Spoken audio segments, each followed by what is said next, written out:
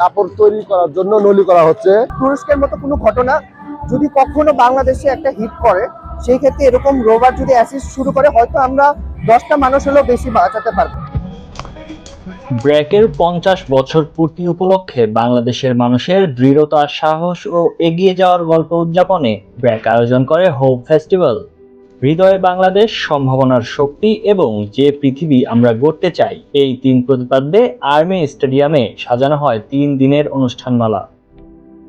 আমাদের মেল এবং ফিমেল রেশম পোকাটাকে আমরা ক্রসিংয়ে রাখার পরে আমাদের এটা এখান থেকে ডিম হচ্ছে, ডিম হওয়ার পরে এটা ছোট বাচ্চা হচ্ছে এবং এই বাচ্চা আমাদের যখন বড় হচ্ছে 25 ডে মানে 25 দিনের মধ্যে, এবং এটা আমাদের এই পোকাগুলো শুধু আমাদের তুঁত গাছের পাতাই খাবে মেলেমবাড়ি, এবং এটা আমাদের এই রেশম পোকার লাইফ সাইকেল। অ্যান্ড এই পোকাটা যখন আমাদের 25 দিন পরে প্রাপ্ত বয়স হবে, যখন এটা সুতা দেবে তখন আর পাতা খাবে না, সেটা কোকেন তৈরির জন্য সে প্রস্তুত হবে। এই কোকেনটা পুরো আমাদের কমপ্লিট হওয়ার পরে এটা আমরা বাছাই করছি, বাছাই করার পরে এটা আমরা একটু গরম পানি দেওয়ার পরে এটা আমরা ফার্স্ট টাইমে সিল্ক সুতা নিচ্ছি। সিল্ক সুতাটা আমরা নিচ্ছি এখান থেকে, ধরুন সিল্ক সুতাটা আমরা এখানে একটু গরম পানি দিয়ে সিদ্ধ করার পরে এটা আমাদের সিল্ক সুতায় যাচ্ছে। এই সিল্ক সুতাটা আমাদের এখানে চলে আসছে সিল্ক সুতা।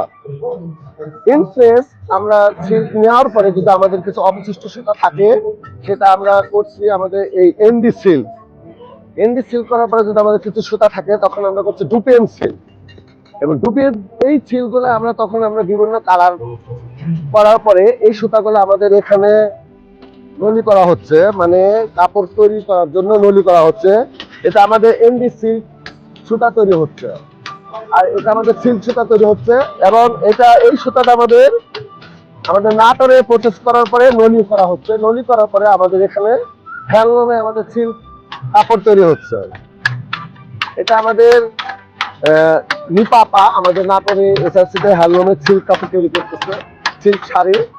এবং এই সিল্ক শাড়ি করার পরে আমাদের ডিজাইন অনুযায়ী এটা আমাদের এখানে স্ক্রিন প্রিন্ট করা হচ্ছে, screen print, block print, and আমাদের এখানে হ্যান্ড এমব্রয়ডারি, এবং এখানে টাইডাই করার পরে এখানে আমাদের টোটালি প্রোডাকশনটা এখানে ফাইনালি আমাদের প্রোডাকশনটা তৈরি হচ্ছে। মূলত ইউনিভার্সিটি আমাদের সম্পূর্ণ ফান্ড দিচ্ছে, ফ্যাসিলিটিটা দিচ্ছে। যে ল্যাবটা আমাদের, সেটা আমাদের ইউনিভার্সিটি। আর যে টিচাররা আছে আমাদের অ্যাডভাইজর, ওনারা আমাদেরকে হেল্প করছে আমাদের যাতে নলেজ গেইনটা ইজিয়ার হয়। আর যদি পারপাসটা বলি, তাহলে দেখা যায় রানা প্লাজার মতো যে ঘটনাটা ছিল, সেই ঘটনায় আমাদের এই রোভারটা, ড্রোনটা অনেকটা একটা লেন্দি রেস্কিউ মিশন থেকে সেটাকে শর্টারে আনতে পারতো। আর ভূমিকম্প প্রবণ এলাকা হিসেবে তো বাংলাদেশেও টার্গেটেড। তুরস্কের মতো কোনো ঘটনা যদি কখনো বাংলাদেশে একটা হিট করে, সেই ক্ষেত্রে এরকম রোভার যদি অ্যাসিস্ট শুরু করে, হয়তো আমরা 10টা মানুষ হলেও বেশি বাঁচাতে পারবো। 10 লাইফ পসিবল।